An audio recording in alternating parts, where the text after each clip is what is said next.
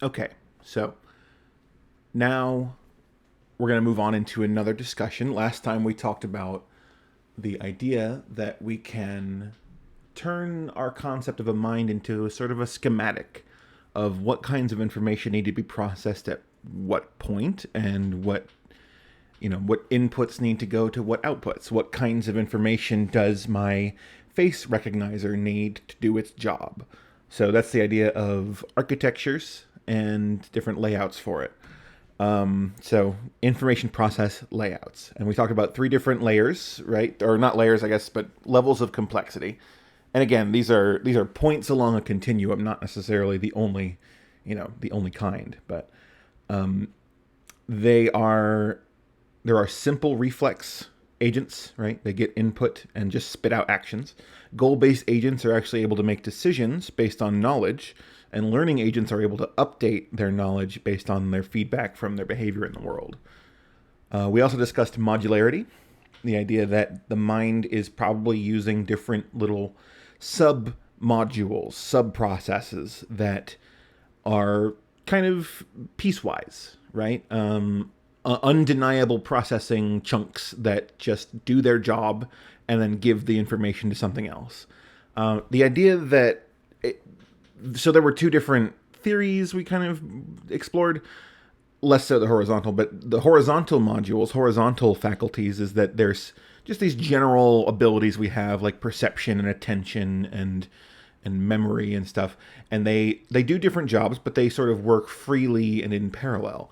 Versus the vertical modules theory espoused by Fodor, that said that there are lots of very small, specific subsystem modules that then help a more centralized process do its job at the higher level. And that higher level would have things like the complex things like creativity and insight, the things that are very hard to pin down, right? Whereas the individual ones are things like, I know how to process that angle into an idea of a 3D object. So we're going to explore deeper this idea of modularity by talking about the massive modularity hypothesis. So this is the idea that every every interconnected process in the brain is some kind of specialized module. In fact, this gets rid of the idea of central processes entirely.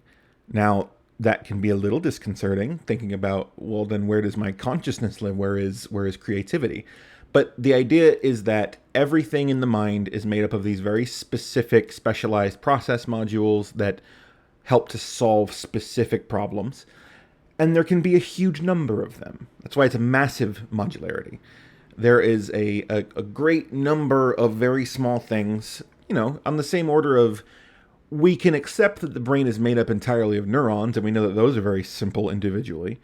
But then we can also say, well, maybe there's a lot of small modules that neurons have come together to create. That's the entirety of it. That's the whole story. So an additional deal here, though, is that in the massive modularity hypothesis, things aren't quite as sequestered as in Fodor's vertical theory, but it's more information can move around sort of freely between modules. I mean, any module could potentially hook up to any other module. And you don't need an intermediary to do that. You just need neurons to do that. So this is an approach that's favored pretty heavily by evolutionary psychologists. The idea is these little modules are, you can call them Darwinian modules, and they only come to be as they're needed. They are, and then the fundamentals that we pin down can be repurposed and combined into these higher order processes. So it's a very forward-facing view of how information processing improves in organisms, right? It's starting from the idea of, we're going to develop exactly what I need to survive, right? Some little module that helps me detect chemicals, right? I need to be able to detect chemicals to be able to eat. I need to be able to detect chemicals in order to avoid noxious substances. But then I can use that chemical detection subsystem to do other things, like pick up pheromones from others of my species, right? And I build a more elaborate system on top of that. So how the idea is that how simple agents learn, how they not learn, but how they evolve into higher order agents is that, they must start somewhere, and they have to evolve one step at a time, like all evolution. So there is some interesting support for massive modularity. This is this is a seminal study in cognitive science. This is called the Wason selection task, and it has to do with the idea of cheater detection. So let's dig into the Wason selection task. This is a task testing human skill with predicate logic. Hooray, here we come. Predicate logic. Let's talk about basics of predicate logic. Given if P, then Q, then we have some things we can take away from this. So if P is true, then Q is true, right? So we have the ability to say, well, given that P is true, Q must also be true, modus ponens. So this is the idea that if it rains, I will get my umbrella, right? This is a predicate statement. I'm stating a fact of the world. If it rains, then I will get my umbrella. So given that if that is true, if that statement is true, and I'm true to my word about that, then if it rains, you can bet I'm going to get my umbrella, right? Modus ponens. Also, if I don't have my umbrella and you see that, well, then we can deduce that it's not raining. Because again, we're taking the idea that if it rains, I get my umbrella is fact, right? So from that fact, we can derive two valid things. I can say the one direction, if I know it's raining, then I know this guy's going to have his umbrella. I can do the opposite direction, but only for false. If I don't have my umbrella, I know it's not raining. Here's where people get confused and screwed up, because it feels like these things should be transitive in both directions for both true and false. This is not the case. So let's look at invalid uses. Q is true. I have my umbrella. Therefore, it must be raining. But I never made that promise, right? I never said I will only ever grab my umbrella if it's raining. I said if it's raining, I will grab my umbrella. That's the promise I make, correct? So if I have my umbrella, it's not necessarily raining. I made no statement about that. I might have my umbrella for a totally different reason. Maybe I brought it to, I don't know, help with a photo shoot, or I just want to have it just in case. I'm not sure it's going to rain, but I decided early, right? That's an invalid conclusion to draw. That's called affirming the consequent. Now, in a different case, we can also make a similar error in the other direction, right? So, okay, it's not raining, therefore I will not have my umbrella. And this is, again, it's in the same vein, right? That's not the promise I made. It's not raining, you can't deduce that I will not have my umbrella. All I ever said was, if it's raining, I'll have it. If it's not raining, I might still have it, right? So this is good. This involves a lot of human decision making, but let's put it even more just simply in a physics term. If it rains, the ground is wet, right? This is something we can take as true. If it's raining, the ground will be wet, right? So modus ponens, it's raining. Well, then I can tell you the ground will be wet, right? But if the ground is not wet, I can be sure it's not raining, because that also makes sense. But the invalid, so that's modus tollens. The invalid cases, so affirming the consequent, would be, oh, the ground is wet. It must be raining. But that's not accurate. There's all kinds of reasons the ground can get wet. It could have just been a misty morning. It could be that somebody blew up a fire hydrant somewhere nearby. That kind of stuff happens. And then in a similar case, it is not raining, therefore the ground probably cannot be wet, right? That's not not accurate either. Again, we just talked about all these other cases. So this is the idea that there are things we can draw from an affirmation, from a predicate. There are things we can infer from that are valid, and there are things that are not valid. So let's walk through one more example, a little more clearly written out. Okay. All tigers have stripes. This is our basis. This is our premise. Given this premise, modus ponens says if there's a tiger, then it has stripes. That makes sense. If tiger is here, then if there is such an animal present, if the animal is a tiger, then it has stripes.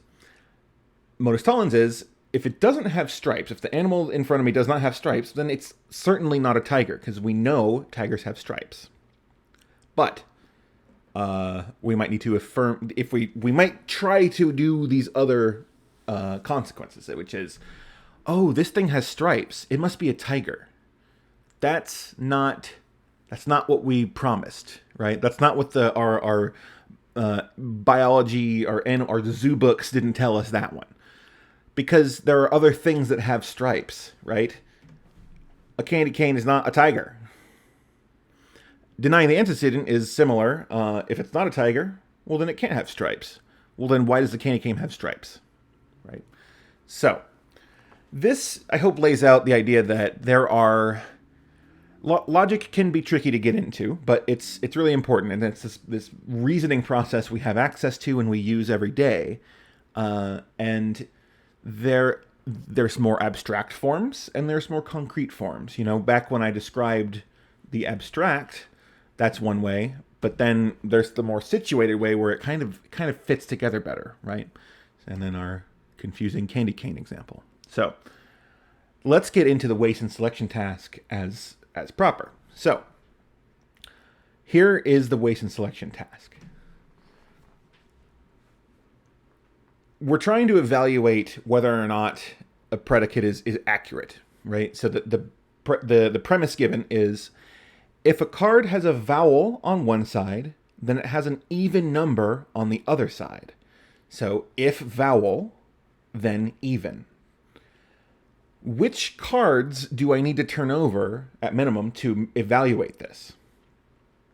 Each one of these represents a different mode of reasoning.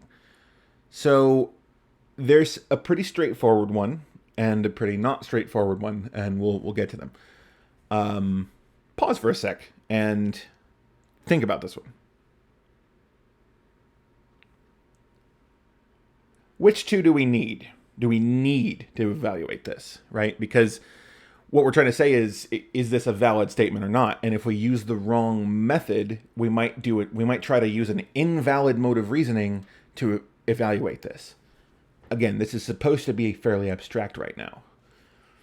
Let's try. So if I probably need to turn over the E to make sure that, E is there's got to be an even number on the other side for this to be true, correct? So we turn over E.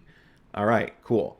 So modus ponens, yay! We can say that this is accurate, because if E is turned over and there's a 5 on the back, then the whole thing goes out the window. That's good. Now, what about C? If I turn C over, what will that show me? Well, if there's a 5, not really anything. But if there's a 4, still not anything. Because I can't use denying the antecedent, right? If I turn this over and there's a 4, there was no promise that no consonants lead to 4s. No consonants lead to even numbers. That's not accurate. That's trying to use denying the antecedent to prove the original statement. But now we get to the question of which of these two. Okay, so if I turn over 4, what am I trying to do? I'm trying to use the positive of the second half to affirm the positive of the first half. That's not accurate. I need to turn over the 5. Because If I turn over the 5 and on the back there is a vowel, then the whole thing goes out the window. The thing is that people screw this up all the time because it seems like I should be able to draw, I want to check if do vowels lead to even numbers? That's checked on the first one. And then we're drawn to the idea that, vowels might, okay, so 4, that's an even number. I should check and see if vowels lead to it. But we've already checked that. What we need to also check is that vowels cannot lead to odd numbers, right? So, again, more laid out more plainly. The idea is we're trying to evaluate this thing, right? We're trying to say if there's a vowel, then that will be even on the back. So easy. Most tones just straight up makes sense to us, right? C is also fairly easy. We know it's not really related to the vowel, so it's easy to skip over it. But 4 and 5 trick us. 4 feels like it would help because it seems like the relationship should be both ways, right? Vowels lead to even numbers. Even numbers must be preceded by vowels. But that is not the promise we made, right? Other things can have stripes rather than tigers. So the rule doesn't give a crap about the idea that, hey, a consonant could lead to an even. All the rule is saying is consonants or vowels must lead to even. So flipping the 5 gives us a way to disprove the rule, whereas trying to flip over 4 doesn't inform us about the rule at all. Now, like I said, people screw this up all the time, even in laboratory settings, right? This is an important finding, is that this is not easy to solve. I get turned around even as I try to explain it sometimes. It's very abstract. It involves, disproving these single directional relationships, and it's easy for us to apply bad logic because it's not clear how any of this stuff fits together, right? But here's the thing, and here's why we're discussing this task at all in this setting. There is a version of this task that is identical in the logic that we use, but we're so much better at it. And you barely need to walk through it. So let's do this version of the task. Whose IDs do we need to check to verify that if someone is drinking alcohol, they're over 21? I.e., I'm trying to make sure only people over 21 have this drink, right? So if beer is what this person's drinking, then they're over 21. Otherwise, we have a violation, right? The rule has not been followed and we need to correct it. So let's think about it. What do we need to check? Whose IDs do we need to check? Well, the left one, of course. Again, it's the same situation. Oh, you have a beer? I got to check your ID. Person with the Coke, don't care. Person who's 25 years old, I don't care what they're drinking. They can drink whatever they want. It doesn't matter. It's many to one. But the person who's 16, I'm going to need to see what you're drinking, kid. Right? This is easy. This is far easier. But it's the same logic. It's the same predicate logic. It's just embedded in this far more reasonable context that we know so much more about. So this is great because this is wild. The waste and selection variant, the change, the cheater drinking task is, it's identical, but we solve it rapidly, consistently, and intuitively. We do it without even thinking. We're faster. We're accurate. Whereas the more abstract logic was way out of bounds for us. The real pain. So what the heck is happening? Why can't I just send, if I have a predicate logic subsystem somewhere, some little bundle of neurons that is helping us solve predicate logic, how come I can't just send any arbitrary job there to make sense of it? And the idea is that the second task is grounded in reality, in a context with moving parts and people and other things that we have inherent knowledge about. And, in general, it just makes more sense. But why did we change the logic we used? Again, shouldn't we have a universal logic module that we should be able to train to this exact task? So the idea is that there's a good explanation in terms of calling this a cheater detection module. This is a subsystem, special system that really only cares about social settings and things that are happening there. So cheater detection is this domain-specific logical system that engages the same kind of predicate logic, but it's aimed explicitly at detecting cheating. Cheating is useful to understand in the social dynamic. If you're a pack of apes trying to figure out what's going on in the world, somebody might be hoarding a bit more of the berries or something, right? You need to understand how to detect a cheater. You don't necessarily need to do that in isolation of everything else. So the idea is this module would exist to serve the purpose of detecting cheating in a social setting. And again, this module is not perfectly confirmed, but the idea resonates. It's a compelling case. Why don't we have uniform logic systems across the brain? Because that's just not how we came about.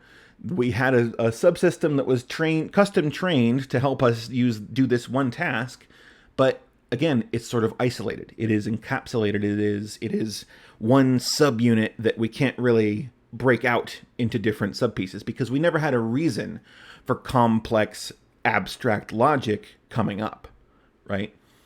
So why might we have such a module? We're trying to, touch on that idea. So there's this idea called Machiavellian intelligence. It's the idea that your ability to process certain kinds of social information only evolved as you needed them, the Darwinian approach. So your social structures, when they get more complex, that's when you start to need these kinds of social pattern recognizers. So, a primate who just was like hanging out in the wild and kind of living on its own, wouldn't need to care about whether or not you're cheating it, right? It doesn't really hang that way. But you might need these circuits when you encounter different situations like social dominance hierarchies. Somebody who's violating that hierarchy, you got to be wary of. You might want to know, this upstart's going to start a fight in my little crowd. I need to maybe intervene or maybe go away up into the trees and hang out there and let them fight. There might be different tribes. You might need to understand, for mate selection, food, resource gathering, all this kind of stuff. Once your tribe gets more complex, you need to start figuring out what the heck to do with that. And you would need subsystems that are capable of doing that. So there are lots of other possible Darwinian modules to be discussed. Face detection we've talked about a bit. The idea that I can just take chunks of lines and patterns and gradients and colors and gradually come to the conclusion that giving all of this process information to one little subsystem that says, oh yeah, that's a face, right? But there are other ones. Being able to detect emotion in others. Not everyone has that to the same degree, that's for sure. Other things like gaze following. So as you start to become in a more social situation, you might need to look at where your peers are looking. There might be a predator there or good food or something. But then all the other stuff. So folk physics, like we talked about, like the basic idea that if I drop this, it'll fall.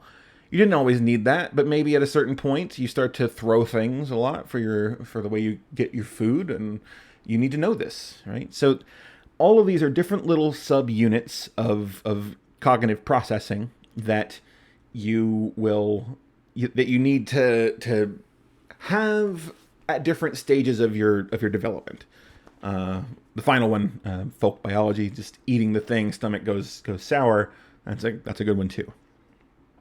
So this is a good moment to talk about some of the ways that these modules could fail, and there is evidence of a group of people who have something called prosopagnosia. So this is face blindness. Individuals that cannot identify a face. This happens. It seems bizarre, but they're capable of identifying in some ways, right? They don't necessarily have they can't they don't totally miss the idea of all faces, but they don't have something that automatically clicks on when they see a face to help that. They could reason about, oh, there's eyes, okay, that's probably a face. I can recognize an eye, but they don't have the full thing. So, and again, the organization of features on a face doesn't help them with face identification tasks. They would see all of these as valid faces. I know, it's wild to think that, but it's important to talk about how we all differ quite a bit. And some people maybe have a physical ailment that has caused this in them, some sort of developmental issue, but some just have not been wired properly. And proper is a loaded term. More the idea that we're not all the same. Neurotypicality is an illusion, but there is neural normality. Right, so this is a useful skill to have as a human being in a social setting, and some people don't. So we can also talk about emotion detection. It's a very specialized function, and the funny thing is we are pretty dang good at it. Look at this guy's face, gradually getting more and more freaked out. You can see it; they're barely different. They're barely different at all. I mean, look at how the guy on the bottom right and guy on the top left, they are visually so similar. But we can see more of the whites of his eyes. We can see a little bit of his teeth. If that's even true, it's tough to say. We can see his emotional state directly. And again, there are people who don't see it quite so easily. That's how we get differences of people who have trouble with reading social signals, right? So much going on. So, how do we get to higher level reasoning, though? How do we incorporate all these things into more complex processing? And so these higher level specialized processes can have, specific deficits. Let's look at one of these. The false belief task. So this is the idea that you can put yourself in the shoes of someone else and figure out what they might believe. It's also called a mind reading task. It's not as magical as that, but that's where we're at. So let's look at one of these. Sally places her marble in the basket. Sally leaves the room. Anne transfers Sally's marble to the box. Sally re-enters the room. Experimenter asks, where will Sally look for the marble? The answer ought to be she'd look in the basket. That's where she left it, right? Most of us are able to figure out that, Sally missed a critical piece of this information. They don't know, right? So, but that's not how everybody gets it. Children will typically pass this at 4 years old. They will, they've gotten enough basic functions down that they're able to figure this out. But there is a subgroup, autism spectrum folks, especially, high on the spectrum of autism, between even the ages of 6 and 16, 80% of folks in the autism spectrum fail. They're unable to take the position of the person who missed some of the information. So it's taken as evidence of a very specific deficit. There's a lot of recruiting of processing going on in this task. You're trying to do a lot of things when you try to read the mind.